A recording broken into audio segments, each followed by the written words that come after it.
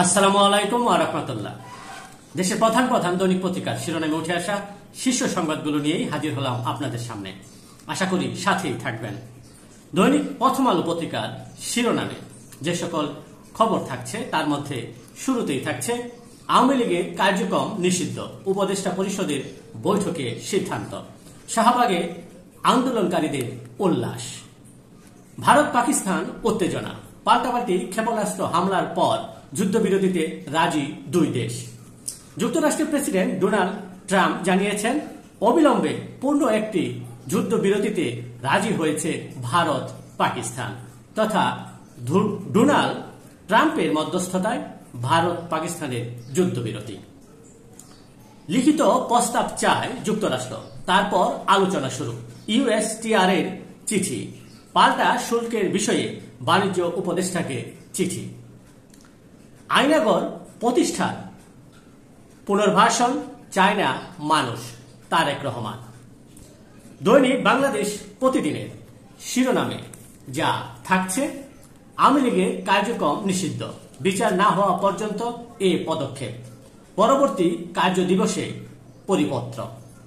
বিএনপির বৈঠকে আওয়ামী লীগ নিষিদ্ধ নিয়ে আলোচনা, হঠাৎ পুশিং নিয়ে প্রশ্ন, সীমান্তে নজরদারি বিজেপির, কেউ যেন ভোটের অধিকার কুক্ষিগত না করতে পারে, তারেক রহমান।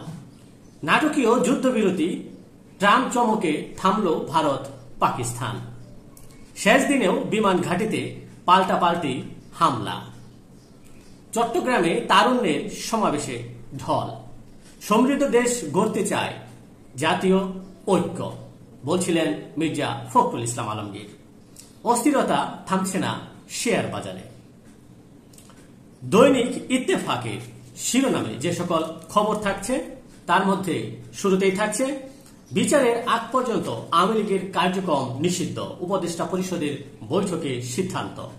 তীব্র আন্দোলনে দাবি আদায়, ছাত্র জনতার আনন্দ মিছিল। সিসি ক্যামেরায় অজ্ঞাত যুবক, নথিপত্র গায়েব, শেওড়াপাড়ায় দুই বোনের মৃত্যু। ট্রাম্পের মধ্যস্থতায় শর্ত সাপেক্ষে ভারত পাকিস্তানের যুদ্ধবিরতি। আজ বুদ্ধ পূর্ণিমা, বুদ্ধ সম্প্রদায়কে প্রধান উপদেষ্টার শুভেচ্ছা। দৈনিক কালের কণ্ঠের শিরোনামে যে সকল খবর থাকছে তার মধ্যে শুরুতেই থাকছে আওয়ামী লীগের কার্যক্রম নিষিদ্ধ, ভারত পাকিস্তান যুদ্ধবিরতিতে সম্মত, মধ্যস্থতায় ট্রাম্প। পলাতক অপশক্তির পুনর্বাসন চায় না জনগণ, Tarique Rahman.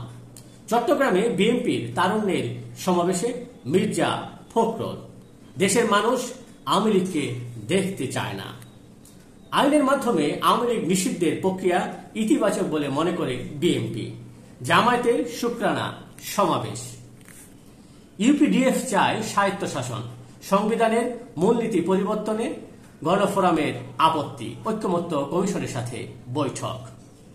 Truth and reconciliation commission গঠন করা হবে জাতীয় ঐক্যের জন্য, আইন উপদেষ্টা। 5 সচিবকে প্রতিহতের ঘোষণা, পদত্যাগ না করলে অফিস ঘেরাও, বৈষম্য বিরোধী কর্মচারী ঐক্য ফোরাম।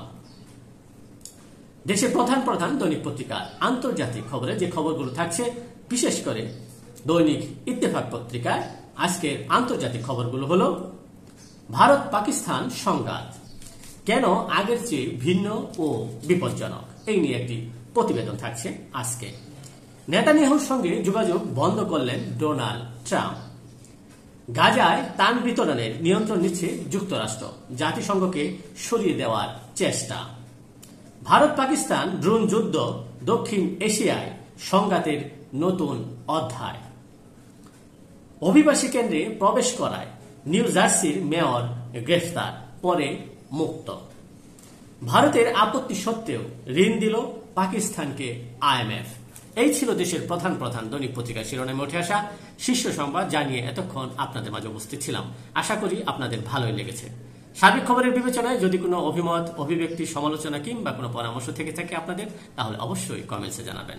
আপনাদের কমেন্টসের প্রত্যাশায় আজকের মতো এখানে বিদায় নিচ্ছি। আবারও দেখা হবে আগামীকাল ঠিক একইভাবে। সে পর্যন্ত অবশ্যই ভালো থাকবেন, সুস্থ থাকবেন। আসসালামু আলাইকুম ওয়া রাহমাতুল্লাহ।